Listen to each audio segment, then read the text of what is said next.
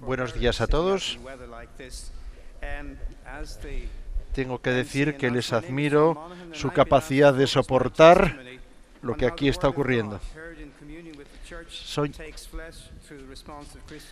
Quiero hablarles de la manera en que la palabra de Dios se escucha y cómo pueden dar una respuesta solidaria.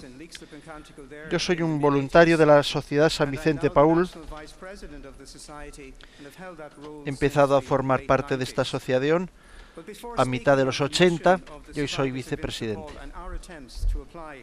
Pero antes de hablar de esta misión,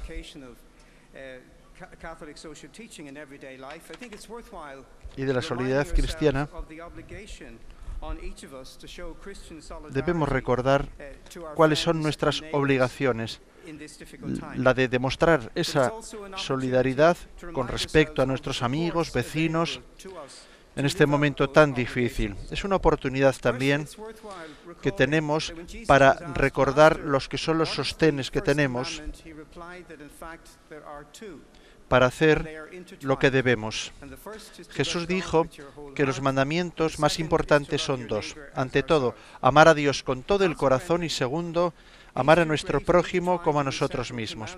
Por consiguiente, estos dos mandamientos inseparables, vinculados el uno al otro, nos dicen que no podemos amar a Dios si no amamos simultáneamente a nuestro prójimo, mostrando hacia él nuestra solidaridad cristiana. Si amamos a Dios, tenemos que ir más allá de nuestros compromisos personales, espirituales, intentando ayudar a nuestros vecinos, al prójimo. Jesús nos dejó muchos ejemplos que son muy claros y características personales que nos piden para que podamos vivir estos mandamientos vinculados. Por ejemplo, las bienaventuranzas. Las bienaventuranzas son una fuente de inspiración. Se vinculan con que les necesitan asistencia. En esas bienaventuranzas dice: felices los que tienen el espíritu del pobre, los que lloran, los pacientes, los que tienen hambre y sed de justicia. Felices los compasivos, no los que quieren la venganza. Los de corazón limpio. Bienaventurados los que son perseguidos por causa del bien. Todas las bienaventuranzas se pueden aplicar al mundo de hoy. Y para insistir sobre esto, sobre la necesidad de vivir así, Jesús recuerda una cosa importante. Cuando los discípulos les dice: ¿qué va a ocurrir al final del mundo? Él dirá: van a recibir el reino que les he prometido.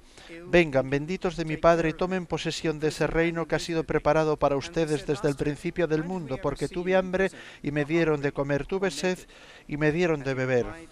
Fui forastero y me recibisteis en vuestra casa.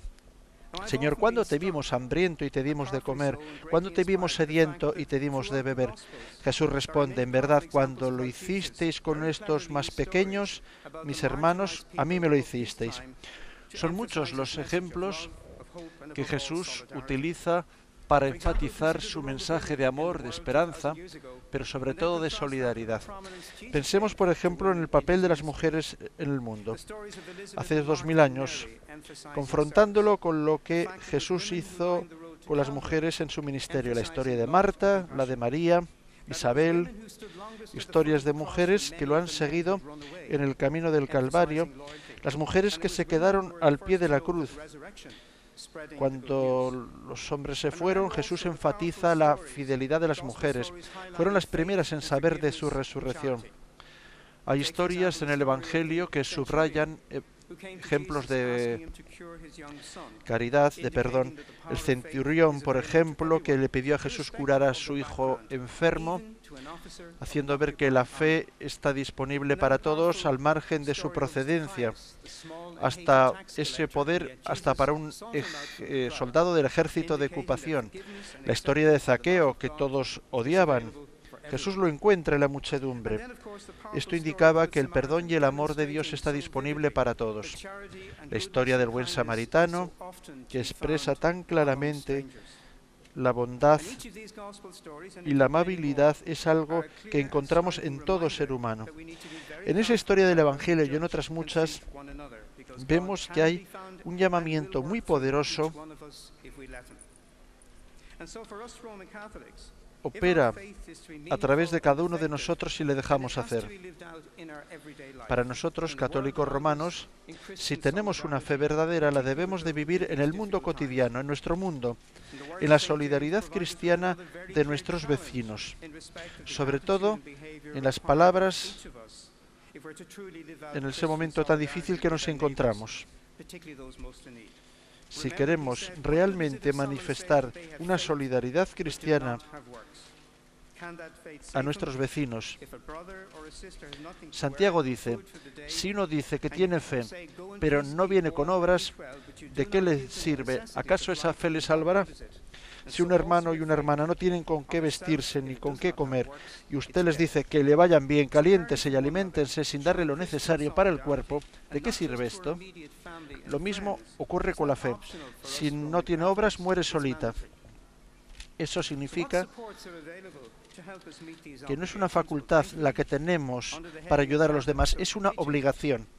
¿Y cómo podemos hacerlo en lo cotidiano? Pues el magisterio social de la Iglesia nos da unas herramientas y un recorrido, una guía con respecto a las actuaciones necesarias para respetar esa doble obligación de amar a Dios y de amar a nuestros vecinos. Ese recorrido se mueve a través de los 10 principios del magisterio social de la Iglesia, pero desgraciadamente esos principios no se anuncian abiertamente. Muchas veces se habla de ellos como un secreto, como el secreto mejor mantenido por la Iglesia. Esos principios incluyen el reconocimiento de la dignidad de la persona humana. La persona humana no es una herramienta, hay que respetarla. Eso significa mucho más que no matar a inocentes, sino que tiene que ver con la calidad de la vida de los seres humanos. Por lo que se refiere al principio de asociación, la Iglesia nos dice que la manera según la organicemos nuestra comunidad tiene un efecto sobre los demás, sobre los efectos. Cuando la Iglesia la Iglesia tiene que tener políticas y estructuras que se ocupen de los enfermos, de los que no tienen una vivienda, no tienen un poder. El principio de solidaridad significa que debemos de cuidar a nuestros hermanos y hermanas. Amar al prójimo significa tener una dimensión global. El principio del bien común significa que debemos de pensar en las consecuencias de nuestras acciones, de la política, la economía, sobre nuestros vecinos, independientemente de donde vivan en el mundo. Otro cauce, otra guía, es el mensaje poderoso de amor, de preocupación hacia la gente común que encontramos en las encíclicas. Si volvemos a 1981 en la Rerum Novarum, en las encíclicas vemos este mensaje. Lo que nos llama la atención en este sentido es el magisterio de la justicia social de la Iglesia, que ha evolucionado según la experiencia de tantos hombres y mujeres a lo largo de los siglos. Es un magisterio dinámico.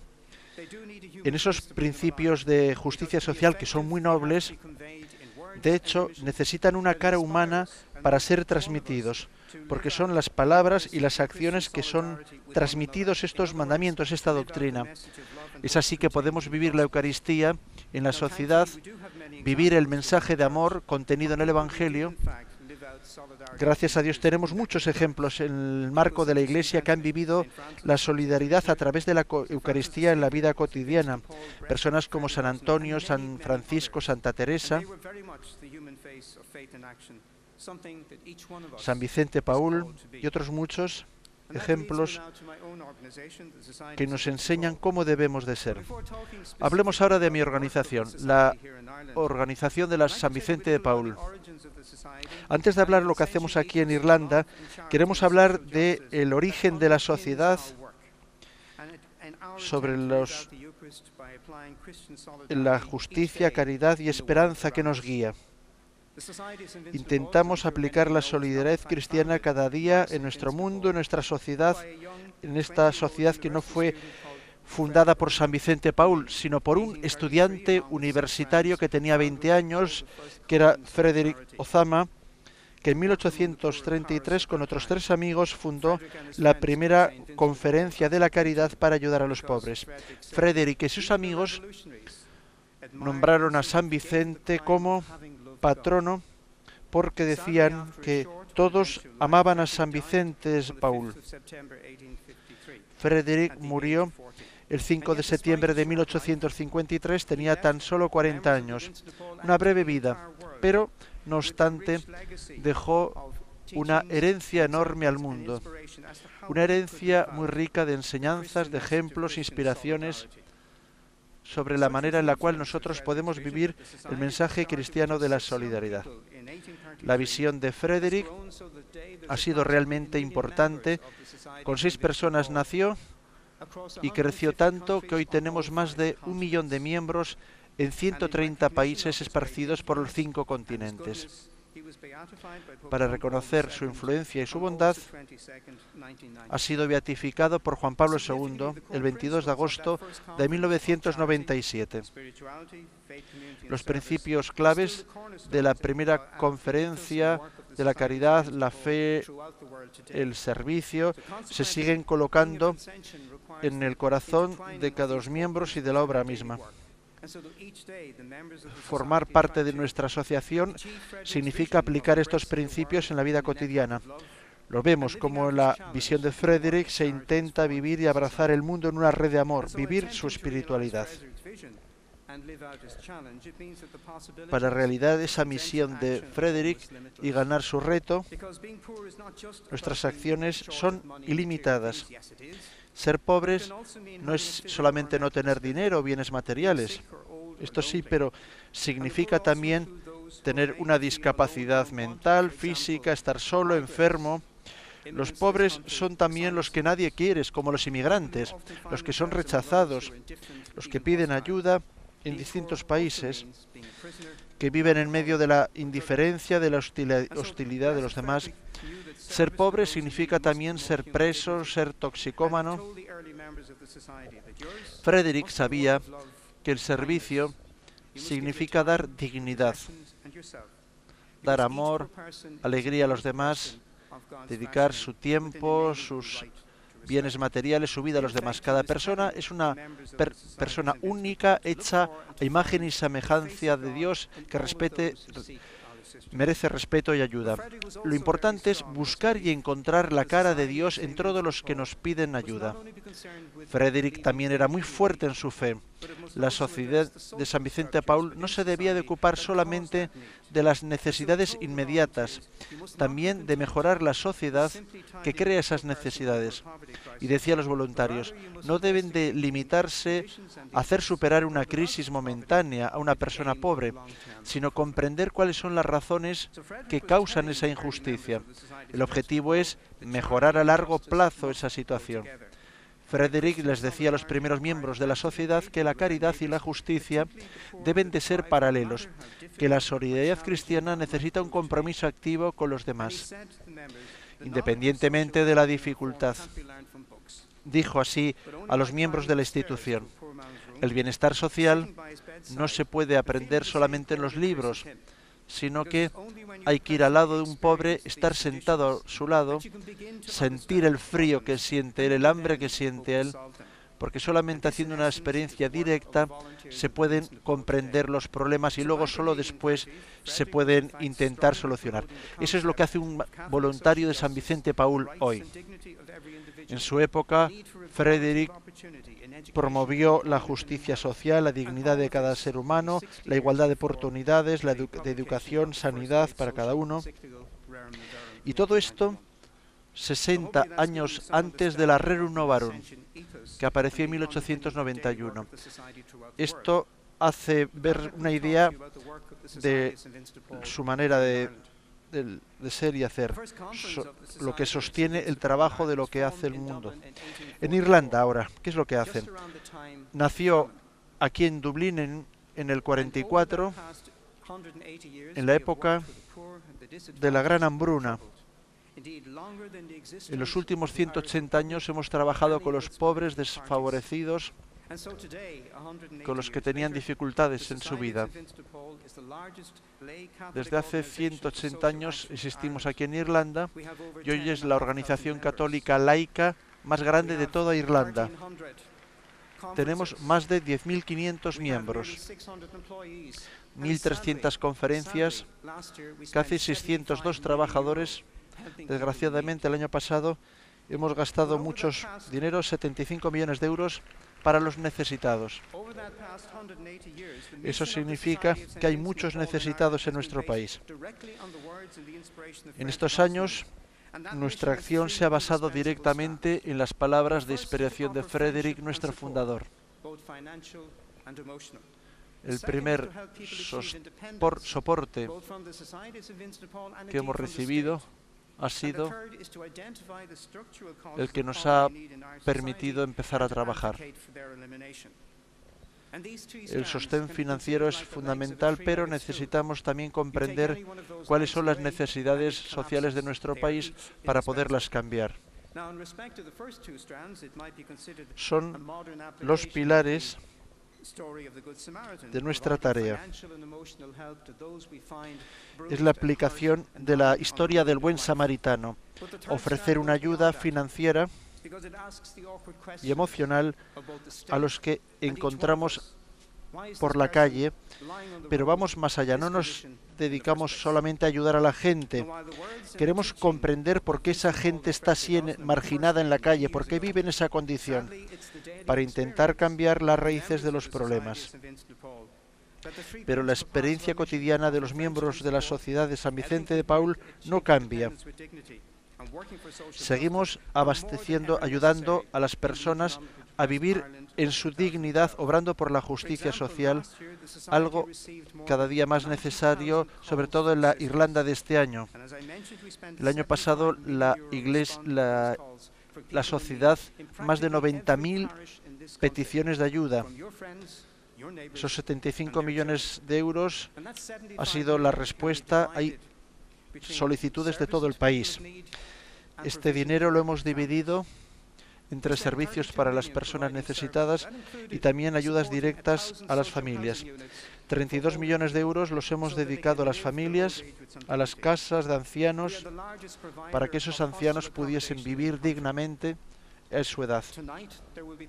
Ayudamos también a estructurar hostales en nuestro país. Tenemos 14 hostales que acogen a gente para que pueda dormir y cenar por la noche, centros para adolescentes, tenemos 15 centros de acogida de familias, también parvularios, donde los padres pueden dejar a sus niños para poder ir a trabajar. Ayudamos también en las escuelas, dando desayunos, porque muchas veces los niños van a clase sin desayunar y vuelven a su casa y encuentran poco de comer en sus casas. Ayudamos también a los niños a hacer sus deberes para que no abandonen los estudios. Tenemos también grupos especiales que visitan las prisiones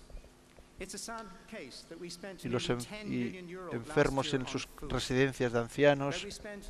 10 millones de euros hemos dedicado a la compra de comida y 9 millones de euros para pagar la electricidad y calefacción de las casas de los pobres.